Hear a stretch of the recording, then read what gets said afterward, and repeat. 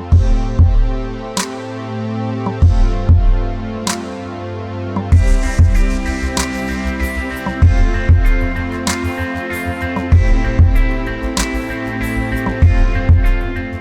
evening and welcome to the Blue Stripes channel. Blue Stripes is dedicated to all things Mother Teresa, and in the run-up to her canonization in Rome on September 4th, we will be sharing with you music, talks, testimonies, event coverage and a whole lot more. As promised, we have for you Father Franklin, who will be answering the question, what is canonization?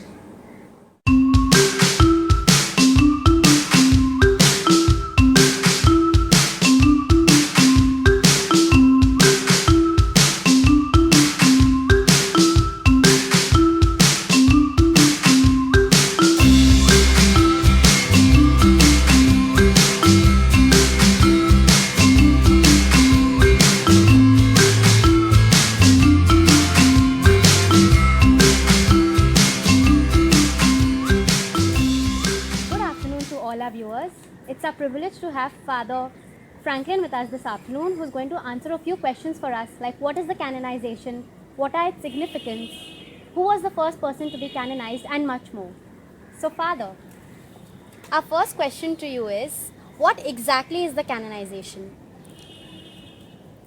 Canonization would be the declaration made by the Holy Father or by the Church that a particular person, after his or her death,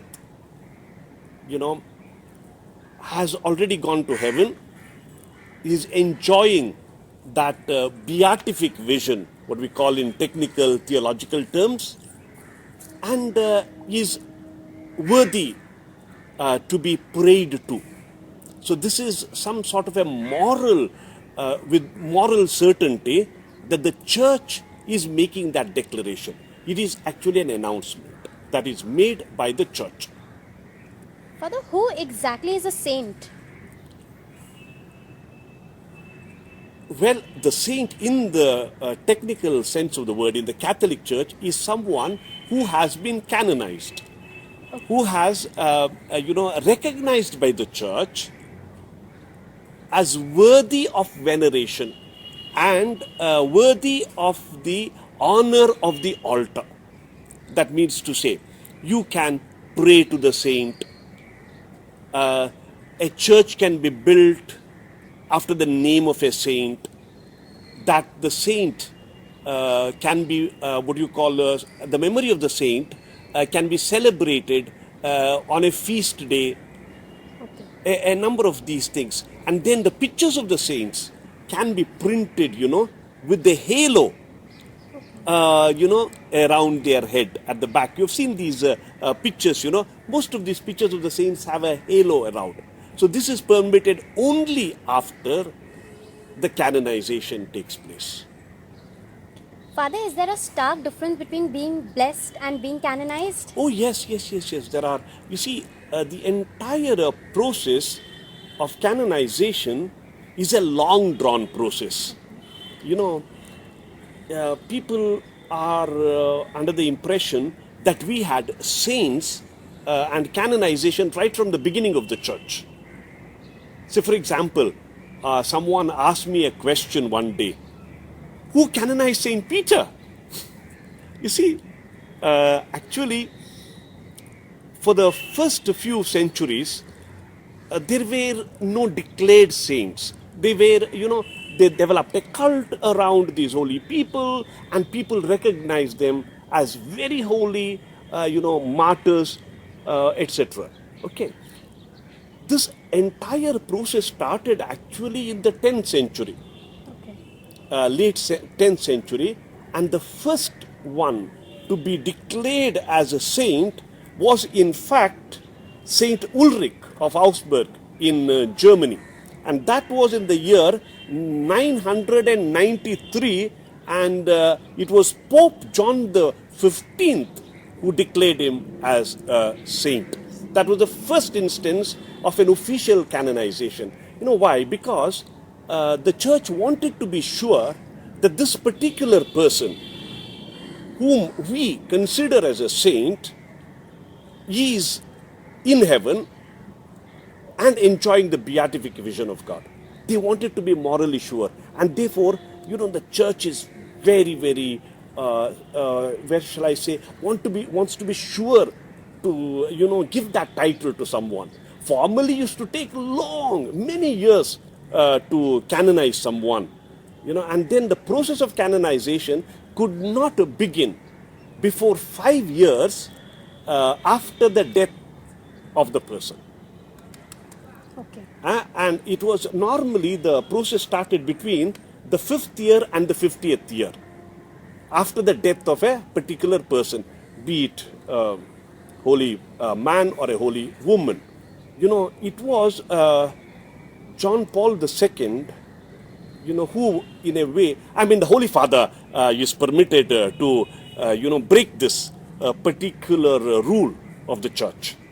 So it was, less than 2 years that he already started, the process of canonizing Mother Teresa. Okay. Yeah. And then later, Pope Benedict the 15th, he also, broke that tradition, and his own predecessor, John Paul II, his process was started. See, John Paul II is already a saint, So, Father, what exactly happens in this process of canonization? Like, what? Yes, that's a very interesting question, and I feel many of us do not know this. Yes. I got interested in this recently after, I heard about the canonization of Mother Teresa, that she was declared a saint. What happens normally is, you see, during the lifetime, we recognize that a person is very holy. And that was the case with regard to Mother Teresa. Mother Teresa was considered already a saint. Often people used to call her saint of the gutters, because she served the poorest of the poor and was in the slums and in the worst situations of human life, and the most challenging situations and most economically backward people. Okay, the broken, those that are shattered, the lepers, call those that are, totally marginalized by society. She was with them. And everyone, recognized her, and therefore she was already declared saint in the minds of people. But that is not enough. You cannot call her officially a saint unless the church declares her a saint. And so this process starts how? It starts at the diocesan level. See, a group of people, they approach the bishop of the diocese, in our case here in Calcutta, the missionaries of charity. What did they do? They approached the archbishop with the request that the process of canonization of Mother Teresa be begun. And in that, they also submit the reasons for it, with regard to her exemplary life, with regard to her heroic virtues, with regard to her sanctity, the gospel values she upheld, the Christian virtues she had developed, and giving various, instances and information to the archbishop, saying, and with a request that she be canonized. Now, what does the archbishop do? The archbishop appoints a group of people, what they call as a tribunal, in order to investigate about the life of this particular person, in the case of Mother Teresa. So what do? They submit to the archbishop interviews with people who have known her firsthand, who have had interactions with her, who have lived with her, and who have experienced her. There's a massive collection of this data of interviews. Then about her life. Where was she born? Why did she come to India? Why did she join the Loreto nuns? Why, she got out of the Loretos? We are having this interview here on the roof of Seva Kendra, Calcutta. In fact, overlooking us is the slum where she had worked and the convent where she lived, in Entally, here itself, and Moti Jheel is the slum where she worked. Okay. It's a very interesting spot that you have chosen for this particular interview, We have been very, very blessed to have someone so close to us during our lifetime. Okay, be that as it may, so this particular group is named as the tribunal. Now the tribunal goes through all these data that has been submitted. Now with that data, the Archbishop approaches Rome. Okay.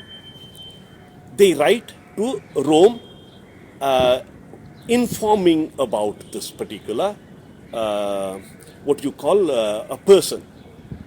And then Rome examines the data, and if they are convinced, in fact, they appoint 9 theologians to go through this carefully, all the information that has been sent by the local ordinary or the local bishop or archbishop. And if they, if the majority of them think that this is a case that can be taken forward, they then refer it to the congregation for the cause of canonization for saints. So they refer to that congregation, and then the congregation goes through that, Okay. and then they refer the matter to the Holy Father, and then the Holy Father, considers that this particular person can be a servant of God, a venerable. All right. So that is in fact the first stage of the process of canonization. Okay. Yeah. After that, Rome appoints a postulator. Okay. This particular postulator is the person who is supposed to be overseeing this entire process and further collection of data, documents, interviews goes on. Not only from the local diocese where that particular would-be saint worked, but from all over the world. And people send witnesses, their testimonies and things like that. So this massive data is collected. And one important thing has to take place before there is a switch. Before someone can be declared a blessed, that is, before the beatification, there has to be one miracle. Okay. Yeah. Without that miracle, the Holy Father will not announce anyone or declare anyone as blessed. Okay. Now, what is beatification, or what is the way of making someone blessed? The Holy Father, makes a declaration after having examined and being recommended by the congregation for the cause of the saints, that this particular person is probably in heaven. Okay. Yeah. Okay. So then at a mass in the Vatican, at St. Peter's Basilica or outside at Peter Square, there is a declaration that is taking place. What happens right at the beginning? This is almost the same with beatification and canonization. Okay. There is a narration of the life of this holy person, in the case of the venerable person or the servant of God, and after that, the Holy Father makes a prayer and declares the person saint, and then there is what you call a picture. Is what you call lowered from the balcony of St. Peter's Basilica. I was privileged, to be present for the beatification of Mother Teresa. And I was saying, I hope that during my lifetime, that she would be canonized. And if that was the case, I said I would go to Rome. And now that she's being canonized, I have booked my ticket to Rome. How does that sound to you? Like your dream come true? It's very true. Very, very true. Yes. I was so very happy. I was waiting for this day. Not so much to go to Rome, but, that this particular person be declared a saint of the church and get official, place as a saint. among the host of saints that we have. Yeah. Father, now what kind of role does the church play in this entire process? Oh yeah, it's the church's role. The entire thing, from the beginning till the end, it is the church.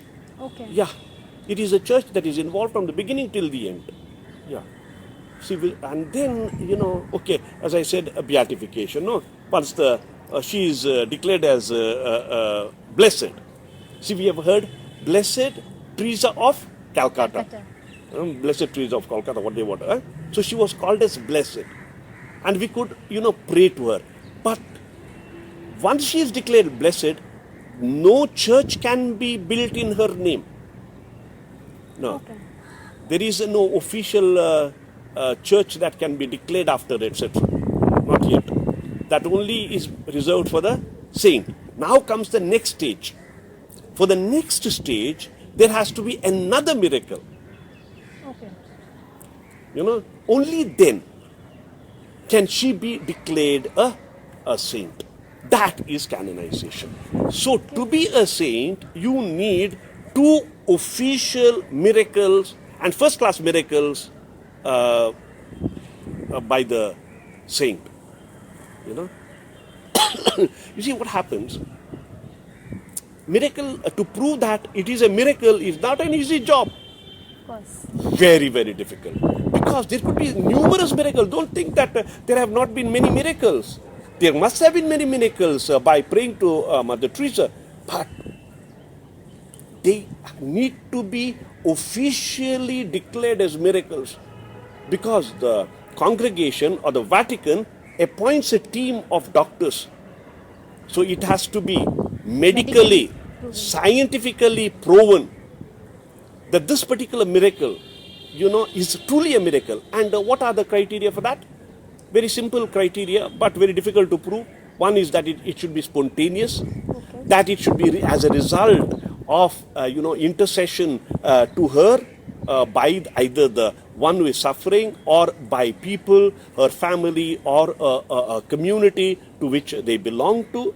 That this cannot be explained by natural means, in former times we were saying it was supernatural, and then that there wasn't any kind of medical cure available for that particular disease or for that particular cure.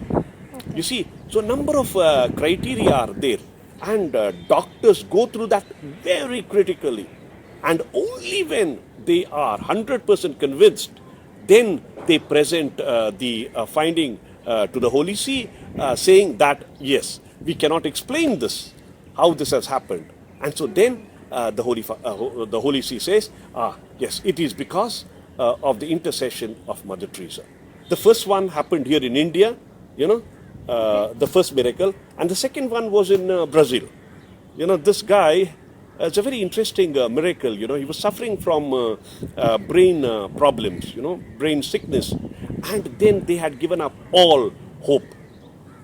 When he was sick itself, a lot of efforts were made, a lot of prayers were made. His wife, this Brazilian's wife, prayed for his cure and his family, etc. Okay.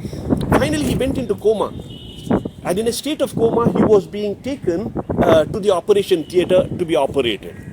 And there, at the entrance of the operation theatre, he wakes up and he asks the question, where am I and why am I here? Where am I and why am I here? He gets up and he's totally healed. See, he was being, trolleyed into the operation theatre. Can you imagine that? So this is something out of the way. And obviously, that was investigated. And then they said, yes, this is a miracle. So that way, the path to declare a saint was opened, bringing so much joy to people all over the world. So, Father, is there anything else that you would like to tell our viewers? Mother Teresa, she has now today declared a saint. And she wanted, her dream was to give through her congregations through her congregation, that means the congregation of sisters, saints to the church. And it's so beautiful that she herself has become a saint, and others also are being encouraged to become saints. And she became a saint because of her heroic life of virtue and her deep love for the poorest of the poor.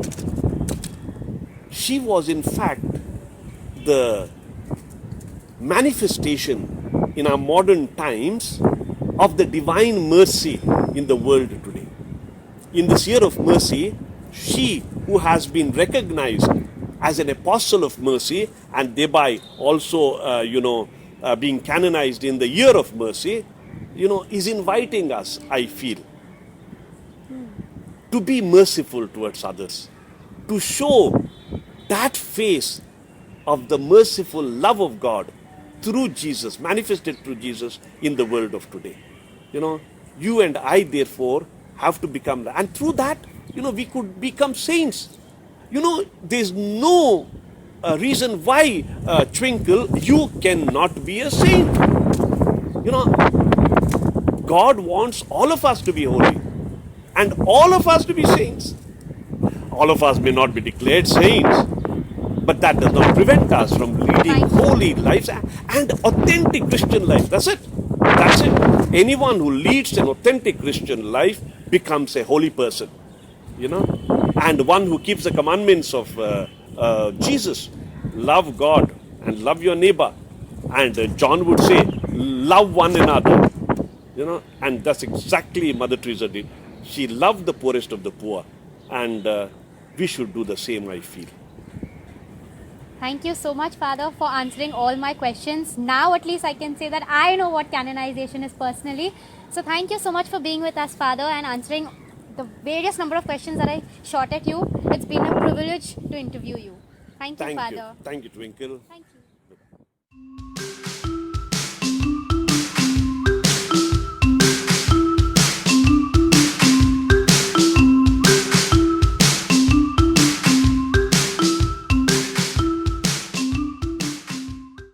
I hope Father Franklin was able to answer all your questions on canonization. Here's another question to add to your trivia bank. Why did Mother get the Nobel Peace Prize? The answer to this question will be given to you on Friday. The answer to Monday's question is, she established the hospice so that the terminally ill could die with dignity. If you want to know what events the Archdiocese has lined up to celebrate Mother's canonization, check the next slide out. This is Simran Pradhan, and see you next time.